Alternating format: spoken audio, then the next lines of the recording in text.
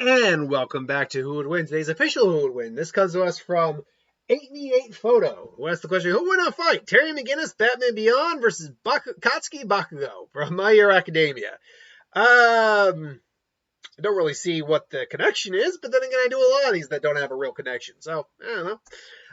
Bakugo, he was basically the prodigy of Class 1A. Well, before his class, whatever Deku in his class was before they joined UA. And then he got to 1A, and he wasn't quite the top dog he thought he was. Deku would start to catch up, and, their rivalry would continue. As it stands, he's technically dead right now in the comics, but he's in a way where they're going to probably figure out a way to save his life. He actually has a pretty good mind, tactical mind. He's actually in the top of his class.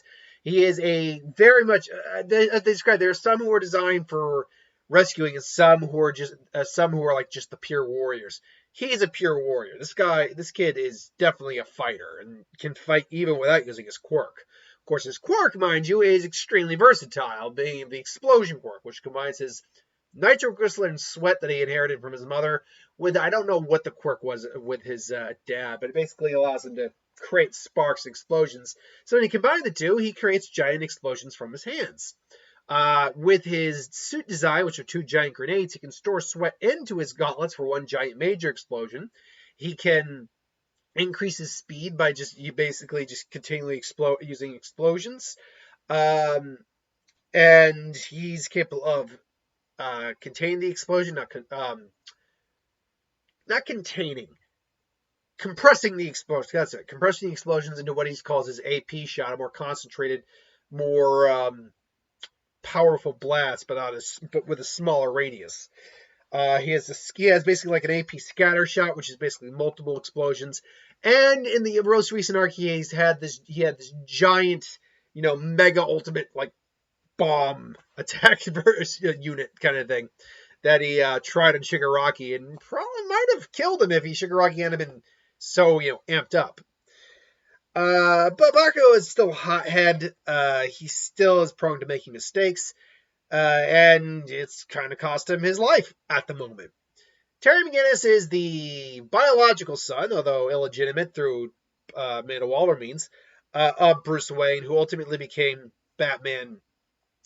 And ultimately became Batman in the future when Bruce Wayne was no longer Batman, and he just wanted to avenge his dad. I mean, his dad. Bruce Wayne's his father, but not his dad. He's was already a skilled fighter, just a street fighter prior to training under Bruce.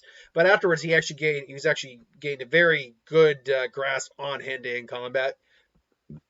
And I look at this picture of Terry, and you can see where the mouth is if you really look for it. But I kind of like this concept of like, what if there was no mouth on the bat suit, and this was more like just I can't see my I just realized you can't see my mouse. But what if it was just a mouthless mask? They've done that a few times before. And I kind of like the mouthless mask look.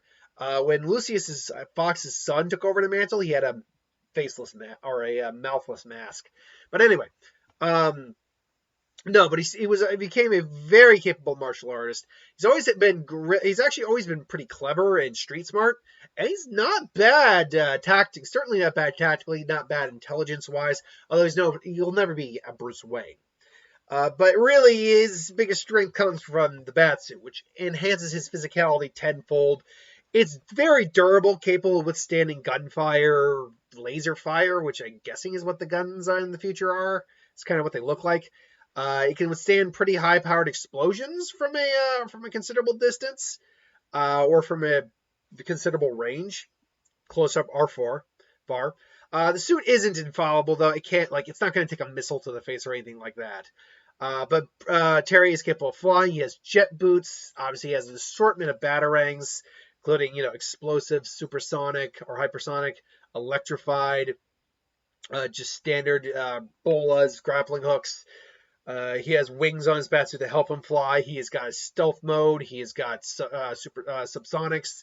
He's got claws in his in his outfit. And he's always got Bruce in his ear. He could also summon the Batmobile if he needed to, but I don't think that'd be very useful in this fight. Uh, if these two were to meet in a fight, Bakugo might be just causing some havoc. Not like accidentally, maybe fighting a Batman villain, unintentionally being labeled as such, and Batman and him, Terry and him, end up getting into a fight. Batman. I'll just keep saying Batman. Batman's definitely the superior hand-to-hand fighter, but the minute he sees that Bakugo's can fire explosions out of his hands, which would most likely be the minute he gets blasted in the face, just like that. Terry, are you right? Yeah. Oh man, what was that? He's a metahuman of some kind. It's like, I don't want to hurt you. Just stay out of my way. It's like, yeah, fat chance, kid. It just starts throwing batarangs and say, I said, back off, and just Bakugo does another explosion. Another batarang comes. Bakugo blocks it, but it explodes. You're not the only one that can make things go boom, kid. All of a sudden, he just rushes Bakugo, and just kind of takes him into the floor, just starts wail on him. And Batman is strong. We saw him lift giant stones underwater to save Aqua Woman. I can't remember what exactly her moniker was, but he clocks Bakugo, who fortunately we know can take a hit from both Midoriya, Shigaraki. We know Bakugo could take a hit. That's not for question. The question is, how many hits can he take before he goes night-night? It's like, boom, and just blasts again. Terry, flies off. It's like, all right, fine. And all of a sudden, I'm gonna time for you to go bye-bye. And it's like, crap. Get out of there, Terry. Then just boom, activates one of his grenades. Just boom. Terry goes flying, just boom, hits the back. It's a building. He's maybe out for a little bit. He's like, Bakugo's though probably a little worn out. He's down one gauntlet. He's like, ugh. Terry ultimately gets up because you don't stay knocked out for very long, really, in real life. So you got to stay out of his range. The farther away you are, the less damage you're going to take. Yeah, own it. And so, Terry finally just comes in, gets a bola grappling hook around Bakugo and just starts flying. It's like, yeah, you and me are gonna have ties. Like, damn it! Attacking the grappling hook. Eventually, he's able to get through it. Terry probably throws him as he's doing it. Bakugo catches himself, starts flying, and he just tussles with Terry. He's like, I've still got one more of this. Like, yeah, but unfortunately, you're the one who's gonna have to deal with it. And all of a sudden, Terry basically does. Because I imagine you must have some plastic explosive too or whatever.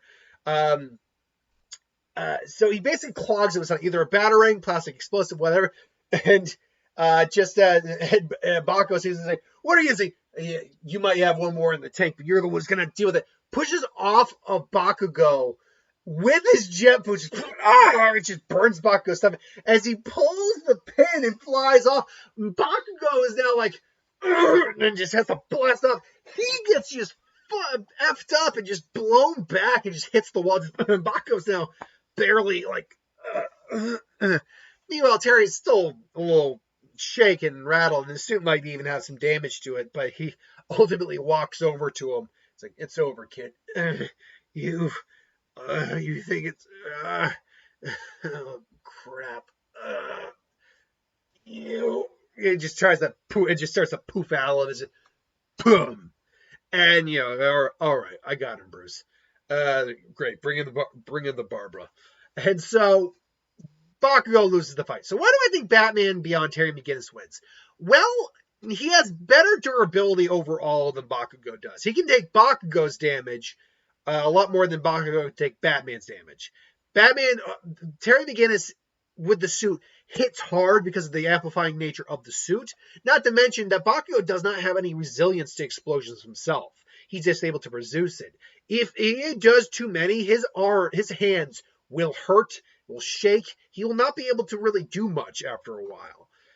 So durability, and strength to physical strength, Batman's got the edge. Not to mention he's got the mobility advantage. Bakugo is very capable of moving in the air with his quirk, no doubt. But Terry can actually fly. So there's that. Combat experience wise too, Batman and Terry's been doing this longer.